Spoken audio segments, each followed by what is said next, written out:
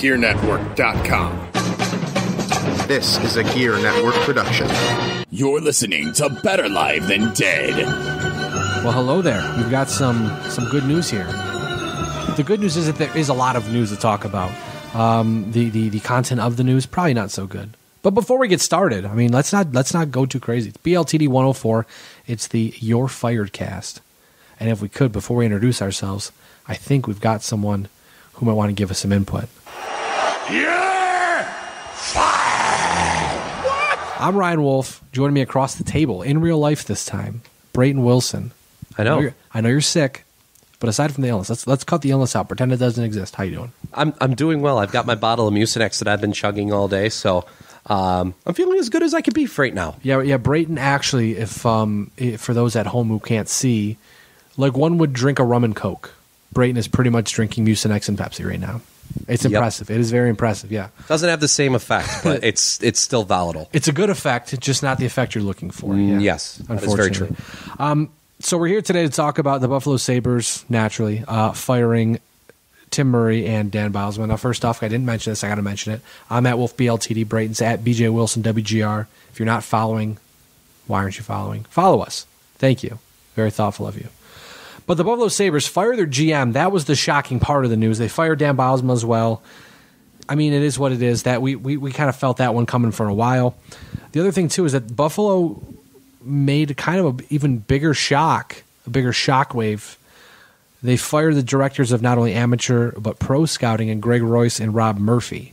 So weeks before, we're looking at probably 2 months before the draft, before the expansion draft, a little over 2 months before free agency, and the scouting department, the GM and the head coach aren't there anymore. So on the surface, before we kind of dive in a little deeper, Brayton, what were your immediate thoughts when you heard the news? Well, I think I was a little upset at the time because I was thinking, okay, the smart play here would be just get rid of the head coach, give Murray another year, see if he can fix his problems, and then after next year, if things are the same or they've improved just a little bit or if they've gotten worse, then you absolutely pull the trigger and fire Tim Murray. But coming down with it, I was pretty distraught about it at first. I just didn't understand it. But, looking back and hearing Terry Pegula's thoughts today, I really got an understanding of, okay, I could see why they did it. I still don't necessarily agree with it. I think it could have gone a better way. But, it is what it is. And I think the Sabres are, do we trust Pegula to make the right moves and hire that guy that we really want? I don't know, because we see it with the Bills that things haven't gone well there either, and they were the ones that pretty much hired Rex Ryan, and look what happened. So, we'll see what happens. I mean, we've still got months to go until the draft, the expansion draft, free agency, and there's going to be a lot of things coming down the wire.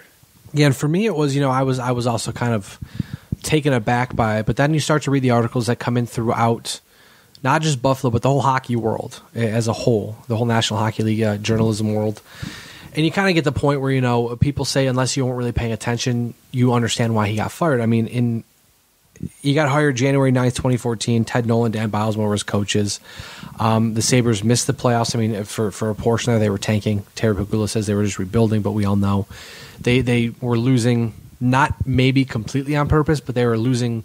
They were trying to affect the outcome of their games as much as possible without fielding a high school hockey team at points in times. And, it worked out. They got Jack Eichel, they got Sam Reinhart, they've got a couple other solid picks in the organization because of this. But really, I think for me, on the surface, just not making that jump this year like they said they would. And there's a myriad of different reasons why it didn't work out. But I think, when Tim Murray said injuries, they are the main excuse. It is an excuse. But then again, who knew Dmitry Kulikov when they acquired him was going to have a freak back injury where he slams his back into an open door of the bench and is deemed ineffective for most of the season? That's stuff you can't predict. So I certainly think that they could have kept Tim Murray another year. But then again, you think about what happened last time where they fired Lindy Ruff, kept Darcy a little longer, then fired Darcy, and they didn't have a clean break. And it's almost like at this point, what would be better? Because the one thing that we talked about a lot, everyone talked about, was do you bring Dan Bylsma back for a month? And then into November, if you're 4-6 or 3-7 or whatever it is, right?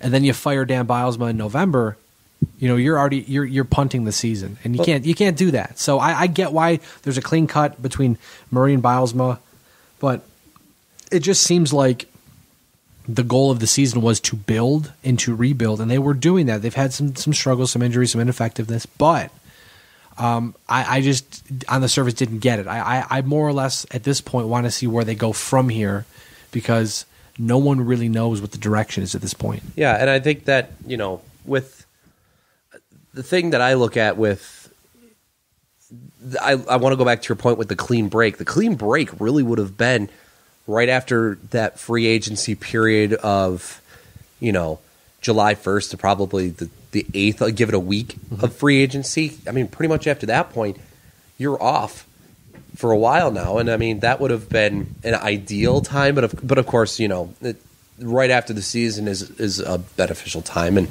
I get why they did it at this point. I'm not going to argue that they should have waited or anything like that. But I mean, the fact is that looking back on the moves that Tim Murray made and the drafting that he did, I mean, there's been some good moves he's made. The Evander Kane trade has worked out pretty damn well for him.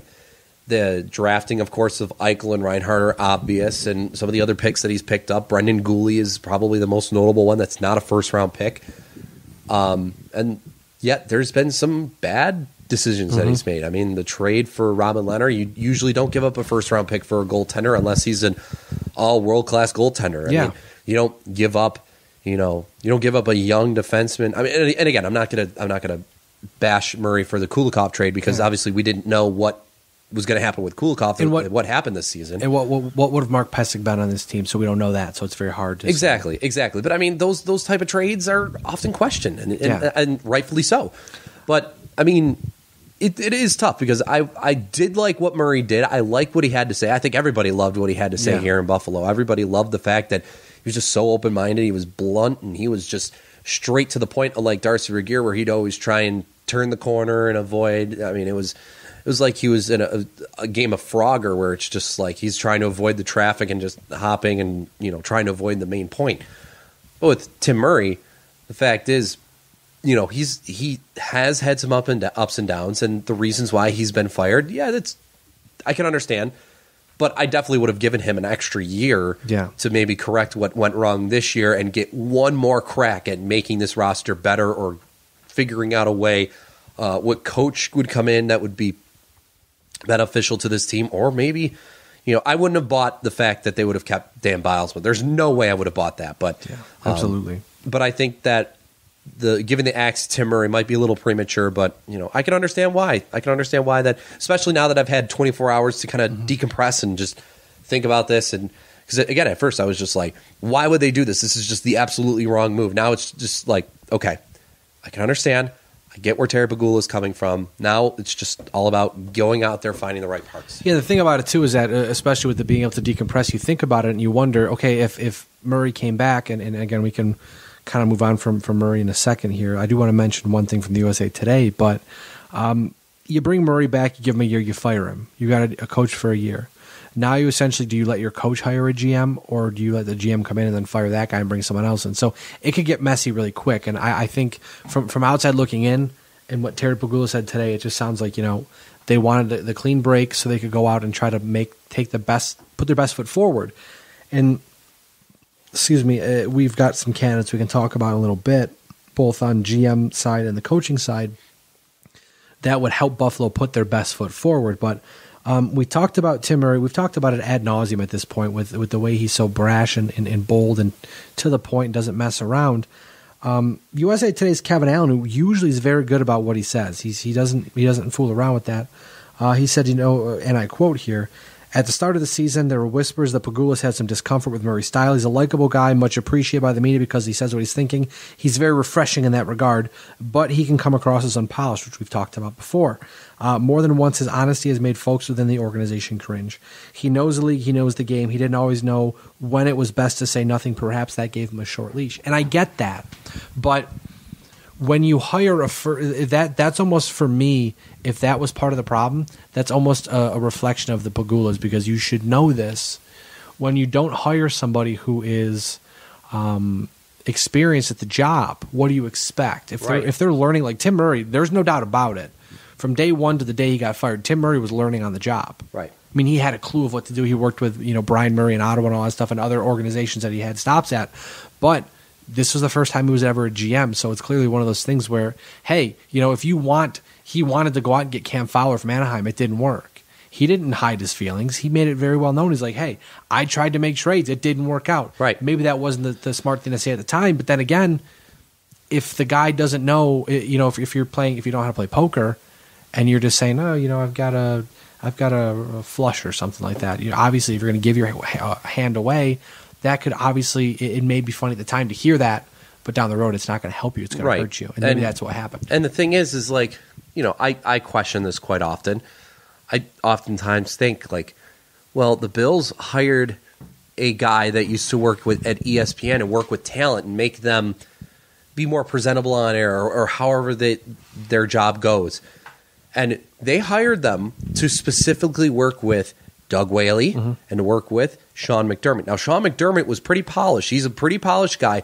He said in his introductory press conference with the Bills, he always said, like, I want to, I always tried to be a head coach or like have that head coaching mentality, talk to the media like a head coach would.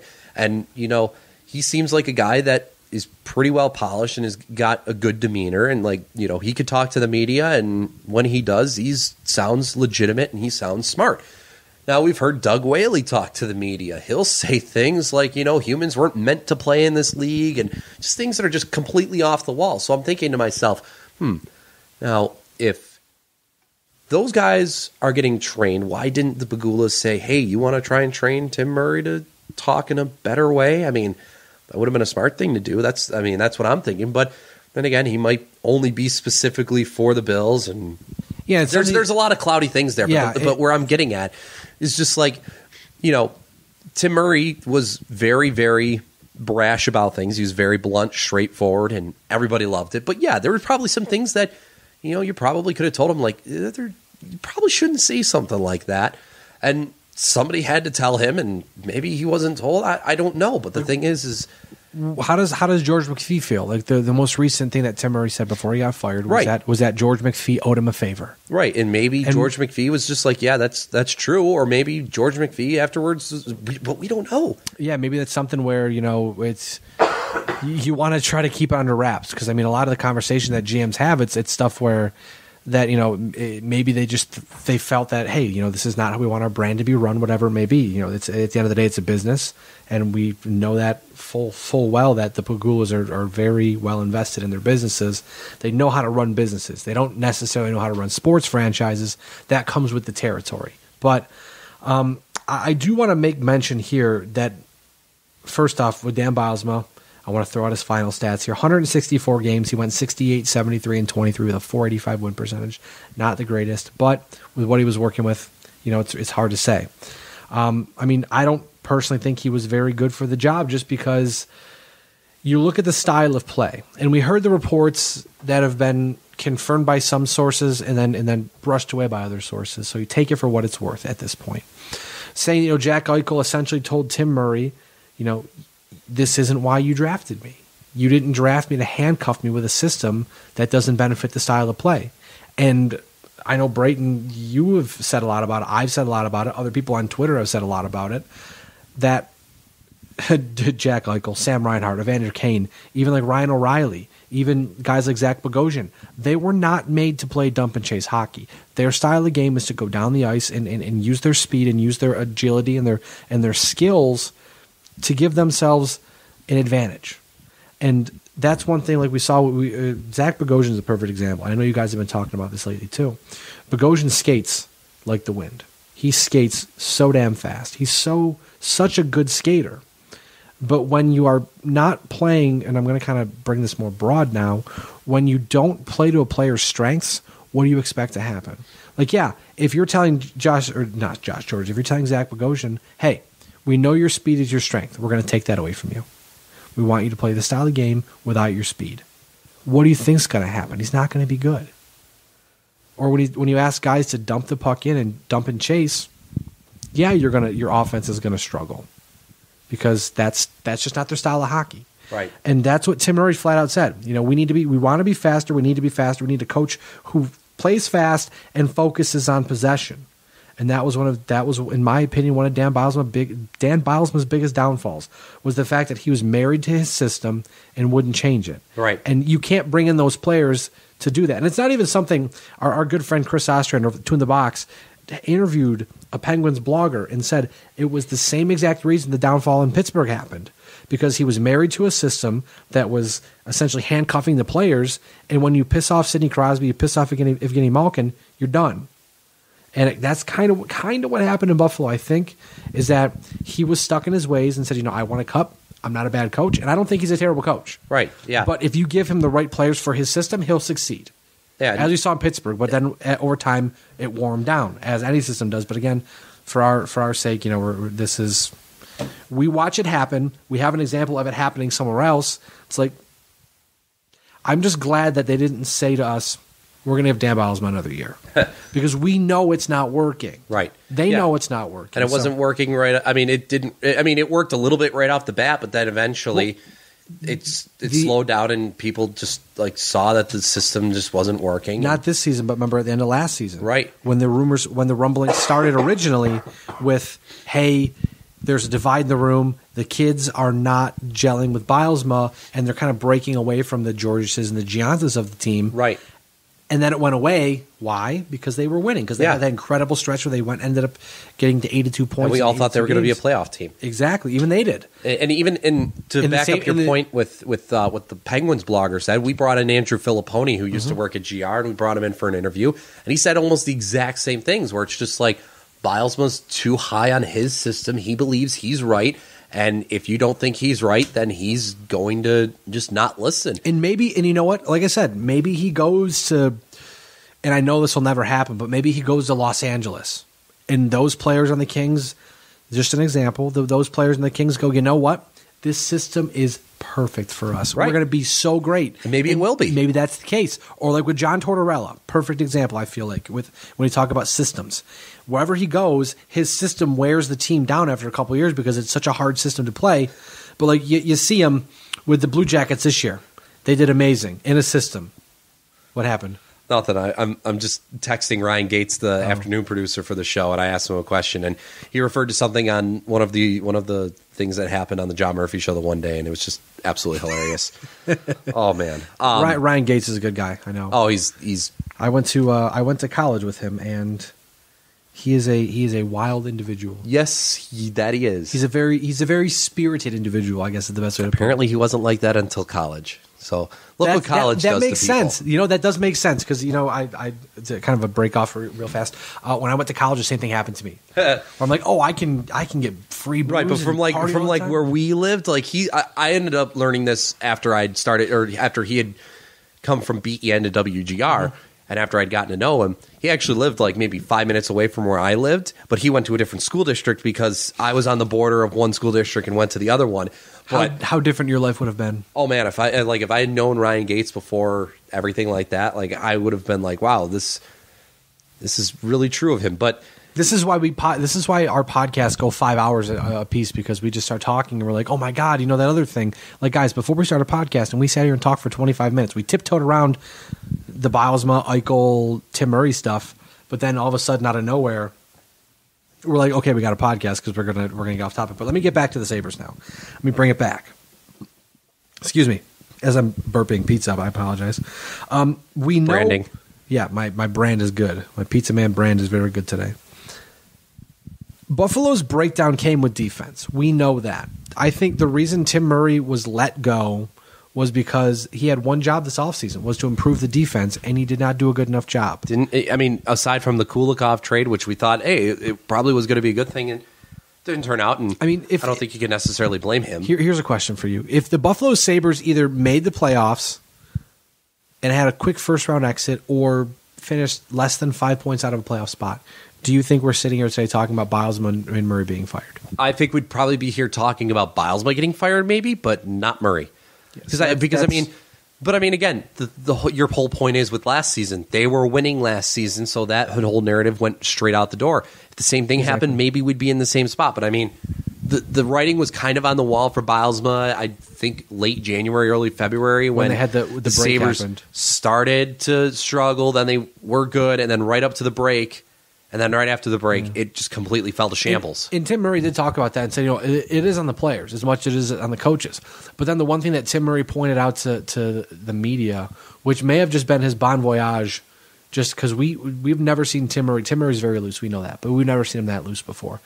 And by the time the interview was over, it went from him covering Dan Bylsma's back to just throwing him under the bus. Yeah. And he flat out said, our coaches need to communicate better with our players. Instead of doing 3 hours of video, maybe 2 hours, get a coffee and go walk around and get to know our players. Yeah. That was a major that was me right there saying Bylsma's gone. Yeah. Yeah. No doubt about it. And if it wasn't for Pegulas, I think Tim Murray would have made that move. I think especially if after the meetings Murray was given the green light, like, okay, you're sticking, I think instantly he would have been like, all right, well then can I fire Dan Bylsma? Maybe. I'm just assuming this, but I mean, it was pretty clear that I think that Tim Murray wasn't happy with the way Bylsma was. But I mean, we've seen this before from Murray. Remember when he talked crap about Matt Molson, and how his play was lacking and how he needs to get stronger, and it's like you're talking this about a 31-year-old at the time, 32-year-old maybe at the time. And a guy that's been in the league for a long time and has played this game a long time, and he's saying this kind of stuff, and it's just like, oh, okay, well, Tim Murray's obviously not afraid to, throw people under the bus, and maybe that rubbed the Pegulas the wrong way. Maybe they didn't like the fact that, well, now you can't throw people that we're obviously paying money for to be here under the bus like this, and they're on long contracts. I mean, you throw Dan Bylsma under the bus, he's still here for 3 more years, and now he's fired, and so is Tim Murray, but I mean, the fact is, it's just like, you never know what it was. And I don't think the Pegulas are ever going to say it. They probably did the same thing with Pat LaFontaine, signed disclaimers not to say anything about what the hell happened here, and then just move on. And, we made, and maybe down the road we find out what happened with Pat LaFontaine. Maybe the same thing with Tim Murray. Maybe Tim Murray finds another job somewhere, and somebody asks him, hey, what the hell happened with the Sabres? And maybe he'll be himself and say, well, this is what happened with the Sabres. Maybe we'll get it once the Sabres start being good, because that's usually what happens. I know with teams when they're not good and then they get good, they always ask the people, well, how come you couldn't do this? So the one thing I want to mention, though, TSN did report that Terry Pegula made the decision on his own, based on just talking with Murray, talking with Bylsma, said, this is not the direction we want to go. Now, the question I have for you, before we get into potential candidates, do you think, because Terry Pegula has often talked about not wanting to be involved as much because he's not as knowledgeable, and we know he's not as knowledgeable. But do you think the Buffalo Sabres, Terry Pegula specifically, needs to hire another president of hockey operations, or do you think that maybe their lack of doing that means that the GM will continue to have the ultimate power in the organization? Well, I think that hiring a president of hockey operations would be a smart idea, because again, if you got an owner like Terry Pegula who is more of a fan, and you can never trust that he's going to make the right decisions, or you can never trust that he's going to make the right personnel moves. And I think if you get a guy in like Brendan Shanahan, who's done, he's done significantly well with, the team like Toronto has right now, in rebuilding that team, and I know that people will say like, well, their rebuild's quicker than ours. Well, not necessarily. They've pretty much been rebuilding ever since the first lockout year, where the whole season was over. They came back, and those teams have been quite awful. I mean, they barely lucked into the playoffs in the shortened lockout year because they had a really hot start to their year, and they fell off towards the end of the season, but they still managed to get into the playoffs. And since then, it's just been like, they're horrible a couple of years. They draft William Nylander 8th overall. The next year, they get Marner 4th overall. And then last year, they get Austin Matthews with the 1st overall pick, and they win the lottery. So, I mean, it's just like, a president of hockey operations wouldn't be a bad idea, but you got to have the right person to do it. And for some people to say, like, well, Lindy Ruff might fit that role. He's never been a president of hockey operations. You don't instantly just look at a guy like that. It's like Pat LaFontaine. It's like, Pat LaFontaine kind of had a role like that with the Islanders, but was never, I don't think he was, and don't quote me on this, but I don't think he was ever like the president of hockey operations with the Islanders. He leaves, comes to Buffalo, and is all of a sudden president of hockey operations. And it's just like, oh, okay. And just like, but you know what? I'd rather have somebody who knows how the NHL works and how everything goes, like a Brendan Shanahan. I mean, he was working with the NHL's Department of Player Safety. He's going to know something about how the NHL works. Mm-hmm. So if you can find a guy like that to be your president of hockey operations, then by all means, you should hire that guy to be your president of hockey operations. Hire a guy that knows what he's doing, that knows how to run a team and how to operate a team, and then let that guy make decisions on who the GM is, who the coach will be, instead of having to try and double and multitask with two separate professional teams and go from firing the head coach the one day or like hours before, and then the next and then a couple hours later, you're at One Bills Drive in Orchard Park watching the Bills veteran minicamp. I mean, your head's going to start spinning. I mean, it's not exactly the greatest look, in my opinion. Maybe some other people will look at it and say, well, they're just doing business. But it's just like you go from firing your head coach and your general manager, and then you go to the Bills facility. You can only, like, I guess the perfect saying for this is you can only have your hands in so many cookie jars at one point in right, time. Exactly. And I think that you're going to spread yourself too thin, and then you're going to say, like there was a lot of speculation, and now we know because Pegula fired both of them, but we saw earlier in the week that why can't Tim Murray meet with Terry Pegula earlier in the week? Oh, that's because Terry Pegula is likely going to North Carolina to throw a smoke screen on a quarterback they're not even going to draft. Like he went to see Mitchell. He went to go see Mitchell Trubisky, and he's going to see Deshaun Watson today. Yeah. I'm pretty sure. Like it's if you don't draft a quarterback, it's a smoke screen. We get that. It's something you have to do in sports. But then again, with that being said, like you have to be able to delegate. And if they go out and hire, and I'm just going to throw a name out there because this is kind of the only way people would want him back in town is in this job would be Lindy Ruff. Someone, and I don't even know if that would be a good spot because he's never had a management position, just a head coaching position. Yeah. But just for argument's sake, hire somebody who knows hockey well enough to say, look at, hey, we need to go out and fire the coach because I can tell from my point of view this isn't working. Somebody who's been there before, maybe. Or hey, the GM might want to change his look into this because hey, it's not working. Let's try something different, or whatever. Yeah, have an extra set of eyes there. That's not Russ Brandon. That's not Terry Pegula. It's not Kim Pegula. Have somebody there who knows the game. Who's here's another been thing. Through the ringer. They're business people. Russ Brandon is a business person. Terry Pegula, Kim Pegula, they're business people. That's the thing. They can't be making these type of They can't be making these type of decisions as business people. You have to be hockey people. I'm going to cut you off right here. Will you read my paper right there and tell me what that says? Wow, I totally talk about Russ Brandon. Arrow, business greater than hockey? Question. Yeah, no, I mean, I think that's for me, and this is going to kind of open up a can of worms, and I know we don't want to run too long, so we want to talk over some candidates here, but I feel like at this point in time, especially in Chris Ostrander, again, another shout out to Chris, he pointed this out with the giveaway issue where the Buffalo Sabres turned their end of season jersey giveaway into an end of season jersey raffle or a lottery. A bidding war, I guess, is the best way to put it. It's almost like they don't care about the fans as much as they care about the bottom line. They're running professional sports franchises as businesses. Yes, the Sabres may miss the playoffs. Yes, the Bills may miss the playoffs. But guess what? At the end of the day, it only matters how much money they're making. So change that thought, change that look. Go out and hire a guy who can run the hockey operations. Yes, Terry, Russ, Kim, whoever else you want to run the business side, knock your socks off. Get out of the way. Give someone the keys to the car. Even, you know what? Even if you hire a GM, make him the president of hockey operations and the general manager. Give us that look at, I'm giving the keys to my car to someone else to drive me around. And if you're not going to be good in like the next 4 or 5 years and we have to, find somebody else, then fine. We have to find somebody else. But I think maybe even at that point you do something where you're like, hey, look at. So you're the GM now, and we want to fire you, but you're the president of you're the GM, but we still want you around. We just don't want you doing this job. We're gonna Russ Brandon you. We're gonna push you up a higher step in the ladder. Become the president of hockey operations.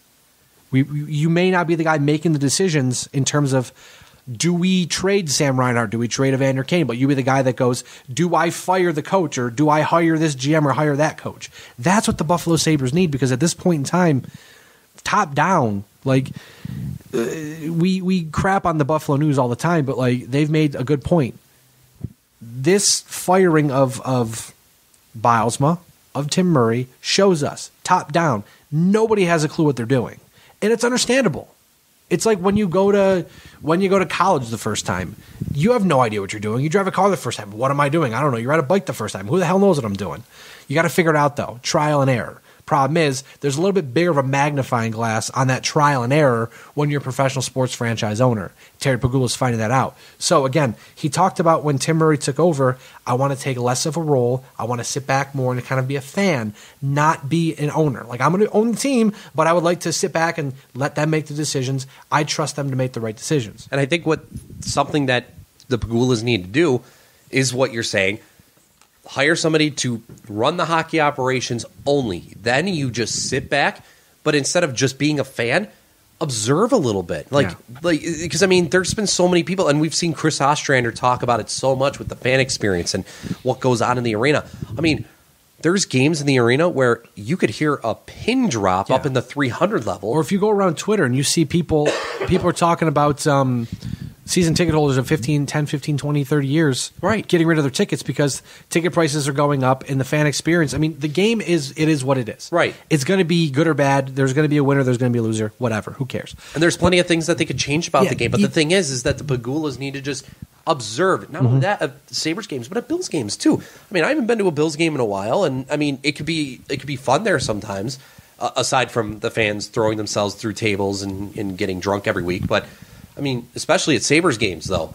I mean, the atmosphere in there is not good. The experiences, the fan experience is terrible. What they need to do, along with Russ Brandon, the business person that is the president of the team, and specifically, and I'm emphasizing this because so many people throw blame at Russ Brandon because he's just been there for a while. He's been there for a long time, and nothing's changed because Russ Brandon is still there. Why the hell is he still there? Yeah. Let's fire Russ Brandon. That's not the case. He's specifically on the business side of things, and people need to understand that. He has no role on either the Bills or the Sabres with the impact of personnel people. There's just nothing there anymore. And I mean, I've talked with Paul Hamilton, and like I just talked with him today, and you know, it's been quite clear that he's not really affecting how personnel moves are being made anymore. Not anymore.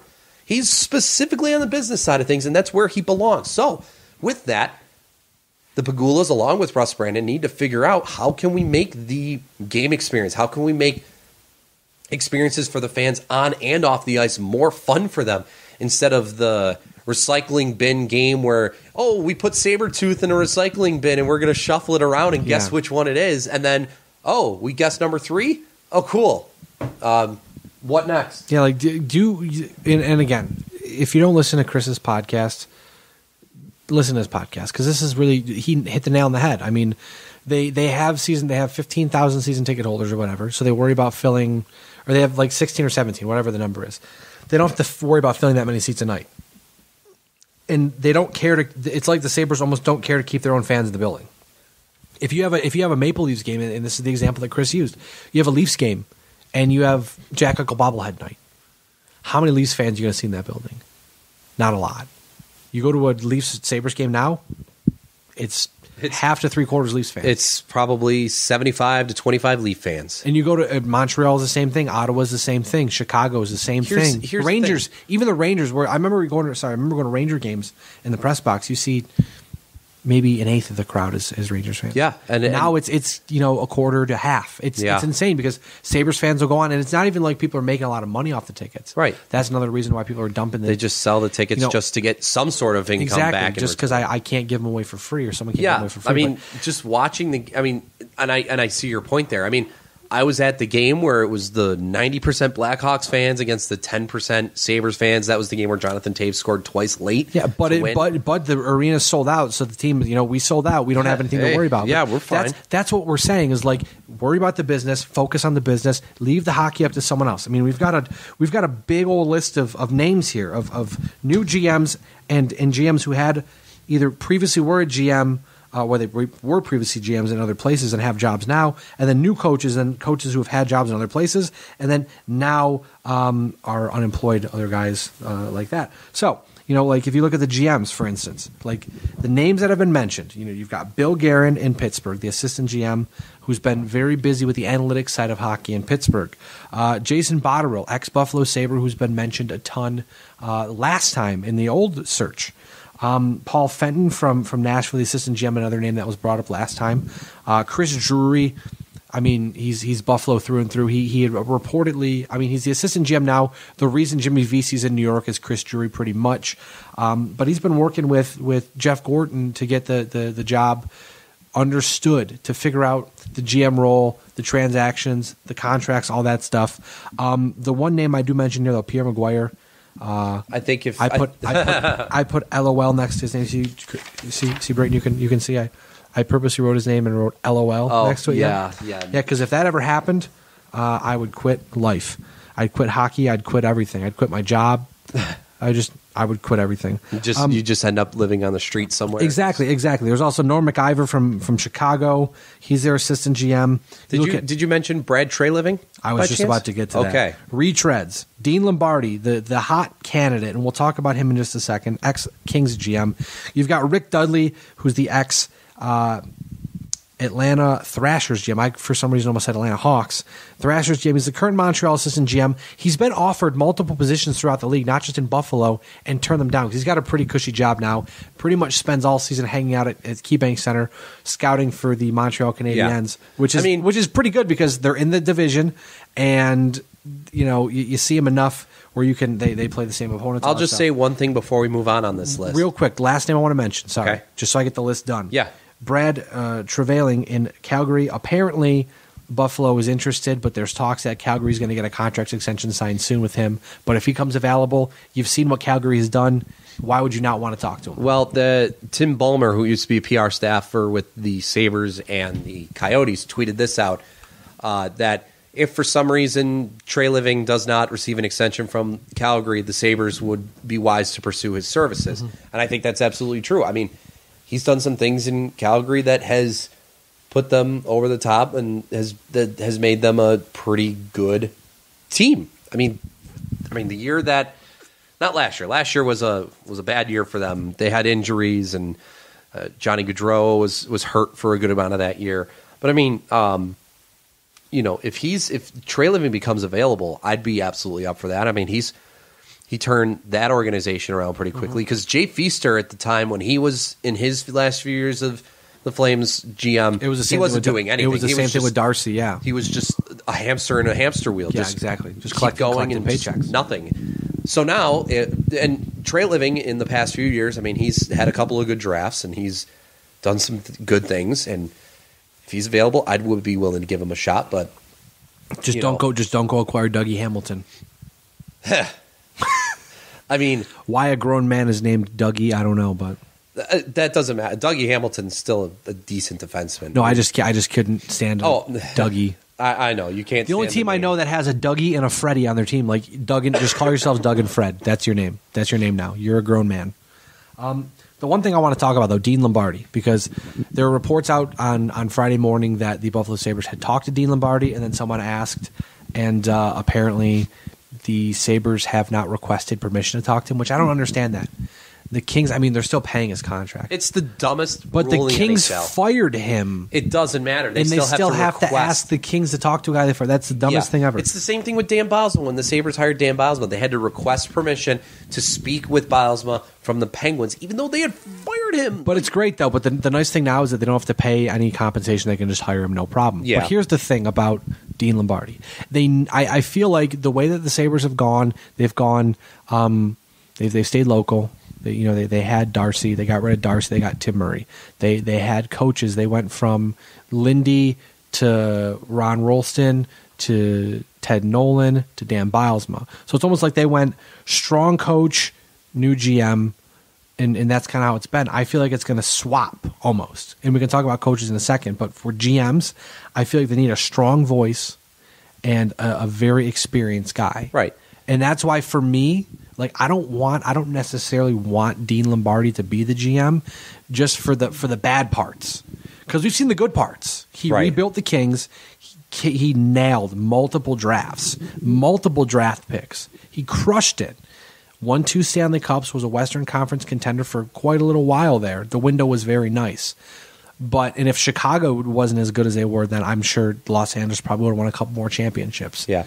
But when you come up against one of the greatest hockey dynasties, if not the greatest hockey dynasty that we've seen, it's hard. Yeah. But the thing about Dean Lombardi that scares the ever-loving hell out of me is if you have a chance at your computer or on your cell phone, go to capfriendly.com, look up the Los Angeles Kings salary cap space. Look up the contracts that he signed multiple star players to. Now, granted, you want to keep Jonathan Quick around. You want to keep Andrzej Kopitar around. You want to keep Marian Gaborik around, Dustin Brown around, all that. Drew Doughty as well. I mean, he's a terrible garbage human being, but he's a good defenseman, arguably a good defenseman, depending on who you ask. It's like the Rasmus Ristolainen question. Very loaded. But the amount of money he signed to players he is essentially got to the point where he was paying, just to kind of break it down very simply for you if you don't know, he was paying star players for stuff they had done. And at that point, that's where you have to make the tough decision and say, look at, I'm trying to think of, it's kind of like what Chicago did-ish, because again, Chicago just dropped out of the playoffs 4 games. Who knows, maybe that's the end of the road there for them. But where Chicago for a while was successfully dumping bottom 6 guys in bottom 4 defensemen or bottom 6 or bottom, it'd be bottom 4 defensemen. And they were able to kind of cycle around and make things work out very easily because they're like, okay, we have Kane, we have Taves, we have Corey Crawford, we have Keith, and everyone else is expendable. But in Los Angeles, it's almost like he said, you know what? If we're going to win with Quick. We're going to win with Dustin Brown. We're going to win with Marian Gaborik. We're going to win with Andrzej Kopitar. I mean, they got Tyler Toffoli. That was incredible. That pick is still incredible. I mean, he had a down year, but that was even Tanner Pearson's pick was incredible. Tanner they picked Pearson him up as well. With the last pick in the 2012 draft. Yeah, it's incredible. Like, I mean, you can give them credit for Drew Doughty, but that was a high pick, so it's kind of like it's like telling the Sabres, yeah, Tim Murray hit on Jack Eichel. Like, what did you expect to happen? Right. It's exactly. like saying the Oilers hit on Connor McDavid. Hold on, I want to go back to that 2008 NHL draft. Feel free. I'll keep talking here. It just scares me that maybe Dean Lombardi, and it might have just been a product of the system in Los Angeles, but I feel like he might overvalue his players too much. You want to take a wild guess at who was number 3 overall in 2008? Hit me. Zach Bogosian. Alex Pietrangelo went 4 to St. Louis, and Alex Pietrangelo is way better than Zach Bogosian. Ooh, man, that's not good. That's how GMs get fired right there. Zach Bogosian is he can be a decent defender, but he just doesn't have. I'm gonna have to do a redraft. The right mindset. We might have to do a redraft. We haven't done a redraft in a while. We need to do. I think we left off at 2004. Let's just do it right now. We have to do 2005. Yeah, I mean, the one thing I want to point mackerel. out. The one thing I want to point out here too that I was so rudely doing while we were sitting here podcasting. Oh, I'm sorry. I just want to bring up one more. You're okay. One more. Number 5 was Luke Shen. So you look at the top 5 in that draft. Stamkos, obviously number 1. Nailed it. Drew Doughty, obviously number 2. Nailed it. Bogosian 3. Pietrangelo 4. Ouch. Luke Shen 5. Oh. That rest of that draft though wasn't really that good. Aside from the top 4, I guess. I mean, if you want to include Zach Bogosian in there. By the way, I want to point this out really fast because Tyler Dello kind of nailed it, and I know we're at about 43 minutes now. We want to kind of wrap it up here in the next few minutes. We'll rush through coaches really quick because there's not many options, but we'll hit it. Tyler Dello makes a really good point. He said here, here's, and this is exact a quote of a tweet. Here's what I think the difference between Buffalo's tank and Toronto's tank is. Toronto tanked with percentages. They played luck, where the Buffalo Sabres tanked with possession. They made sure their possession was bad. And then he points out, he said, if there's a criticism of Murray to me, it's Buffalo having a group of defensemen that need some work. D who can support possession seem like something you can't just add overnight, which makes the tanking route tricky. So that's a pretty good point there. And then he goes on to say that I've read there's a bunch of people salivating over that Buffalo job. If you know how to evaluate defensemen, it's a great job. In which I totally understand that because, again, we said it before, we'll say it again.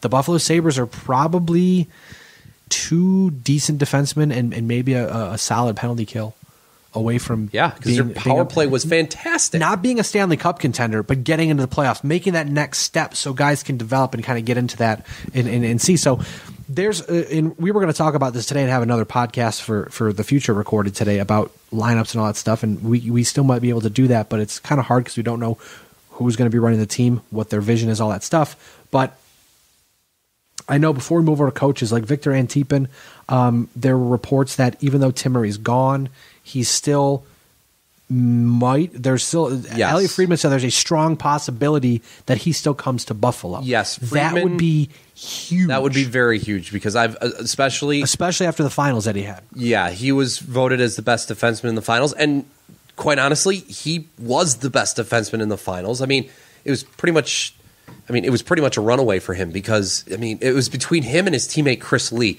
And Chris Lee's a former NHLer. That didn't really work out. For you, it was like Panda watch, but Antipin watch. Oh, man. Just the way that Antipin plays, I don't want to compare him, and I've said this on the air on GR, and I don't want to compare him to Erik Karlsson, but there are types of plays. The play that Erik Karlsson made to Derek Brassard to tie the game in Game 2, Antipin could make those plays. By the way, where he skates very well with the puck, he has his head up all the time, and he can find those guys and take the puck to the net. He's a very unorthodox defenseman. But guess who else is unorthodox? Like Erik Karlsson is not your normal defenseman. But can we? You want to take it down a notch? Yeah, absolutely. You want to connect the dots here? Yeah. Do me a favor. Okay. Who found Erik Karlsson? Ottawa did. Tim Murray. Tim Murray, yes. Who found Victor Antipin? Tim Murray. Oh yeah. Yeah. So I trust that. Again, that's the thing that bums me out about Tim Murray. I'm going to go back to it real quick. Then we'll go to coaches. That's a good point. I never really thought about that. We'll go to coaches and we'll wrap it all up. But scouting. Scouting. We talked about this before the podcast. Yes. I wasn't going to bring it up, but you know what? I'll tell you what. A couple of the drafts weren't well, but there are some guys that Tim Murray may have absolutely nailed. Brendan Gooley's one of them in the draft. Yeah. And it's going to be something where the next GM is going to come in and Brendan Gooley's going to be a very solid top 4 defenseman. Right. And he's going to say, hey, Tim Murray, thanks. He did a damn good job. And stuff like that might get Tim Murray a job in the future because they may say, look, you can still scout. We may not put you in front of a microphone anytime soon, but you still know a hockey player when you see one. Yeah. And watching Antipin for the time that I did, there were some times where he made some incredible plays with the puck. Not only that, but what have we been looking for? A defenseman who can skate. He can skate incredibly well. Yes. Who can carry the puck well. He's not afraid to take the puck to the net. Rasmus Ristolainen is not afraid to take the puck to the net. We'd love to see him do that more, but he's got to do 100 million other things that he has to do, so we don't see him do that often. Antipin is a guy that can take the puck to the net. He moves the puck quite well. His play in the offensive zone is more noticeable than his play in the defensive zone. But, he can play in the defensive zone quite well. He was on the penalty kill often when he was playing with Metalurg Magnitogorsk. But that was a very good pronunciation. I think that's how you pronounce it. Metalurg is, it's tough. But, if Victor Antipin still comes to the Sabres even after Tim Murray goes, that's impressive. That's a great get. And then I want to run over coaches really fast just to kind of get a prediction here from you. The coaches that were mentioned, Phil Housley, again, he's played the game, so he's got that, I guess, vision. He's worked well with Nashville, an assistant coach, so that's a popular name. One kind of a dark horse, Kevin Adams. Don't think he's ready yet, but the one thing he's done, like what Russ Brandon's done, is he has worked his way up with the Pagulas. He's made the Pagulas they've been very pleased with his progress. He was an assistant coach with the Sabres. He's done stuff with the player development for the Buffalo Sabres, and he's obviously done all that great work with the Academy of Hockey. That's another name to keep an eye on throughout the process.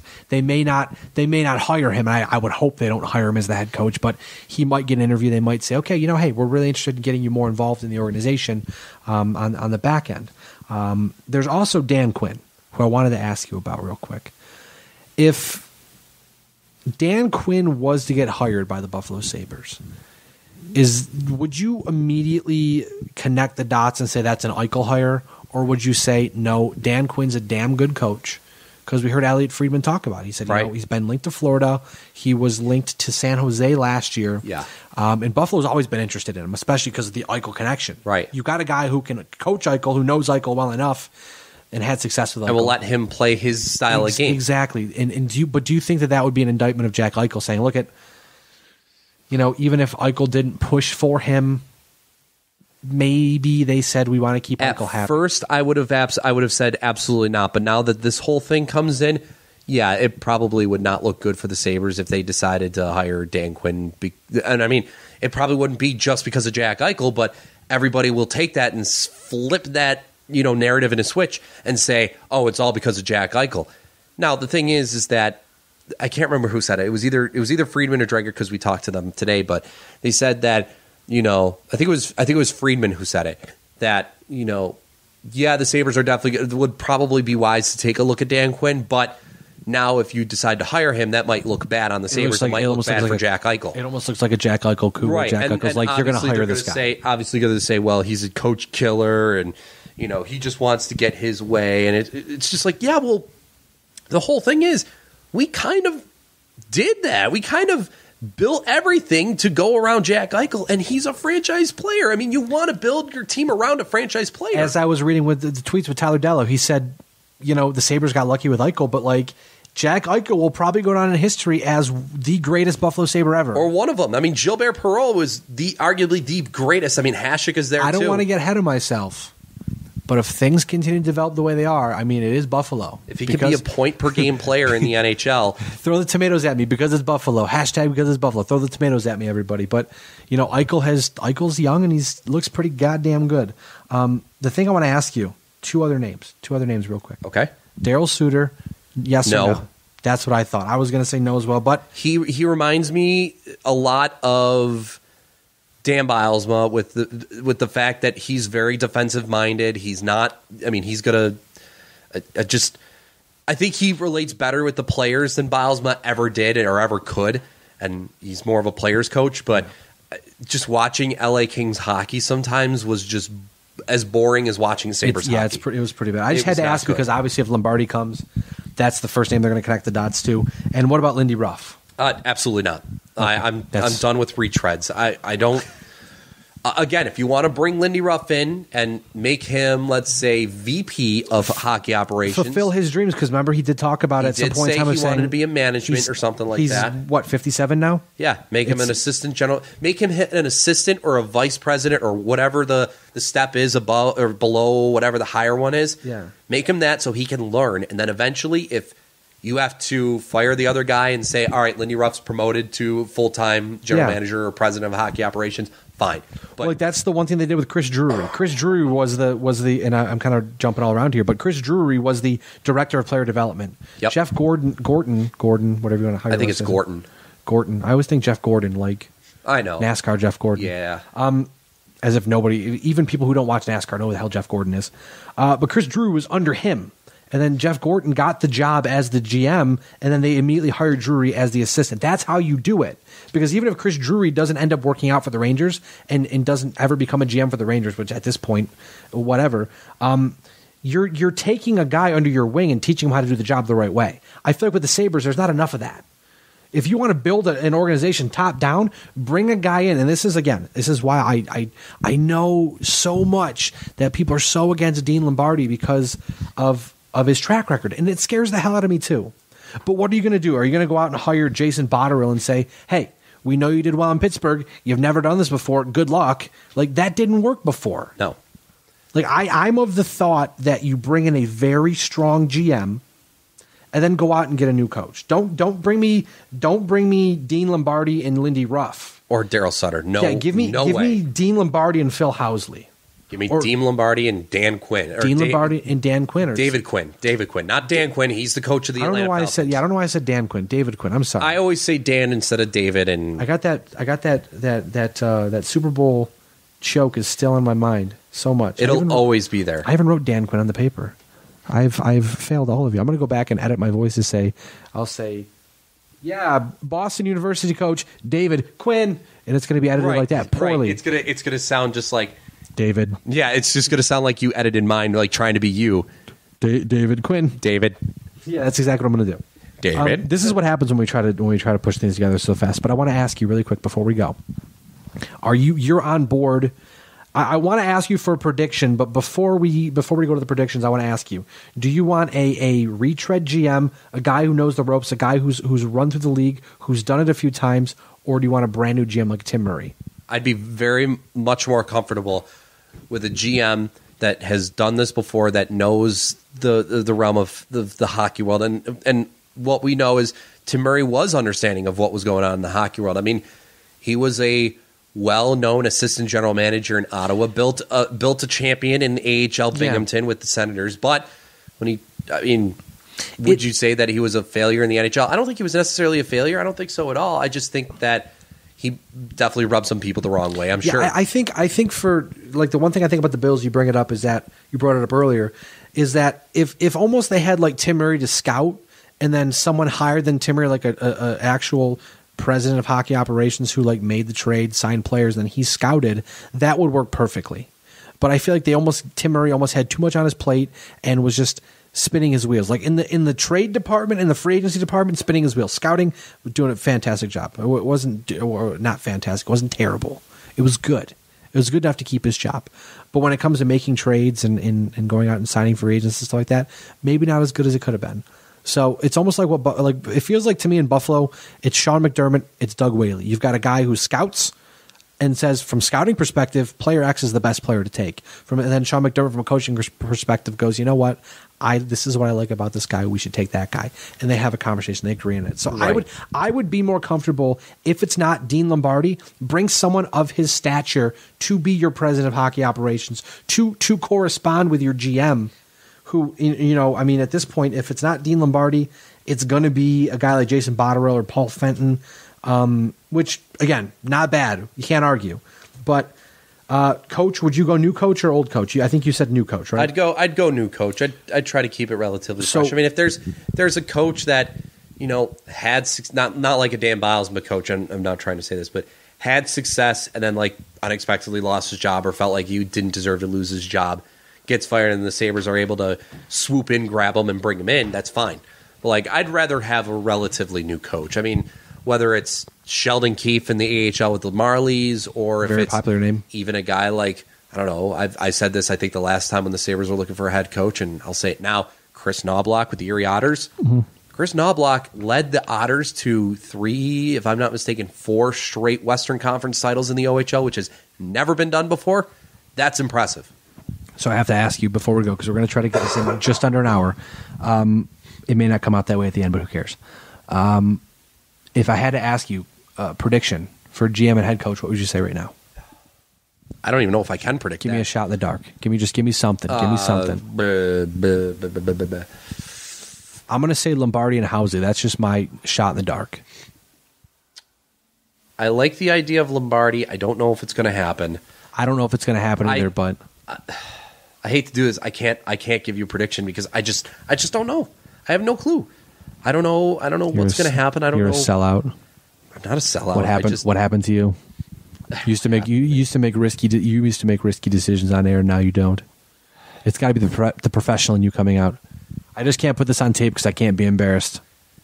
Yeah, no, I just you're okay. Yeah. Hey, you gave me enough with the seasoned GM and the new coach. I'm cool with that. All right, if you want a surprise name out there, I'll say, just because it's a former Sabre, Chris Drury becomes the GM. I don't think it's going to happen, but I'll just say. I mean, they've already offered him a job in Buffalo, and he already said no. So maybe he doesn't want. Maybe he's married to the Rangers organization. Maybe. But that would not be a bad name. I mean, it'd tickle everyone's fancy and until he sucked. Right. But and for the coach, I could care less as long as it's a guy that will benefit, that will use his players to his benefit. As long as he here's my thing, and again we're going a little along here, but I don't care. I don't want a player's coach. I want to see a guy who sticks to his beliefs, but plays an upbeat, fast style of hockey that benefits these players. Because I mean, if he's not that, you're going to have Dan Bylsma all over again, and then you're going to have Jack Eichel as a Boston Bruin in 4 years. I don't know. Great way to end the podcast. Just give people nightmares. I had somebody call saying that. Well, they need to trade Jack Eichel, and I'm going to say, why? Well, because he's a coach cut. I'm just like, all right, well, if you're trading Jack Eichel, you're likely going to be asking for a boatload in return, and a team's likely going to say no. So what is Jack Eichel going to do then? Is he going to go to Europe and play while he's going to do a Vladimir Sobotka or something like that, and just be shipped off to the Czech Republic or something like that, or Russia? Your job doesn't sound so bad sometimes. Sometimes it can be rip your hair out, because I've already lost a good amount of my hair, and I'm quite bald. The hair to year ratio with your job, I've noticed it over the years. It's taken your livelihood away. Well, I don't think it's the I don't know. It's the hot takes burning your hair follicles out of your head. Yeah, your brain just steams all the time. It melts them. Yes. But I guess that's it. That's it for us. Episode 104, the You're Fired cast. We didn't get fired. That's good. we have to fire ourselves because we pretty much run the show here. That's the dumbest thing I've said all day. I am at Wolfe BLTD on Twitter. Brayton at BJ Wilson WGR. Thank you guys for joining us. Brayton, thanks for joining me today here in Batavia. I'm very happy to be here. Thanks for having me. I'm glad you enjoyed the pizza. I'm hoping that we can have another Please Like My Podcast pizza party down in the boonies next sometime time soon. Yes. So thank you all for tuning in. Follow us on Twitter, facebook.com/BLTD Sports, BLTDsports.com, and twitter.com/BLTD Sports or at BLTD Sports, whatever makes you happy. Thanks again for tuning in. Talk to you soon.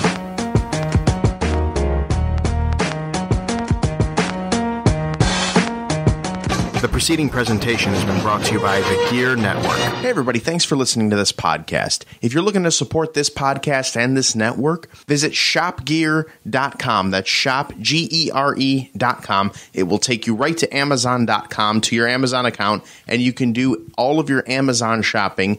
The difference is using our link versus going to Amazon's link is that you are telling Amazon that Gear Network referred you, and they end up giving us a small percentage of your purchase, which helps out this program and this network entirely. And of course, if Amazon's not your thing, it's understandable. On gearnetwork.com, G-E-R-E network.com, if you click on the top bar that says donate to Gear, there's several different PayPal buttons. You can donate to us as well if Amazon isn't your thing. Your support is vital to helping the Gear Network maintain this programming, this quality programming, and continuing our growth through the year. As always, thank you very much for your support and your listens and your downloads and your likes and your shares from all of us here at the Gear Radio Network.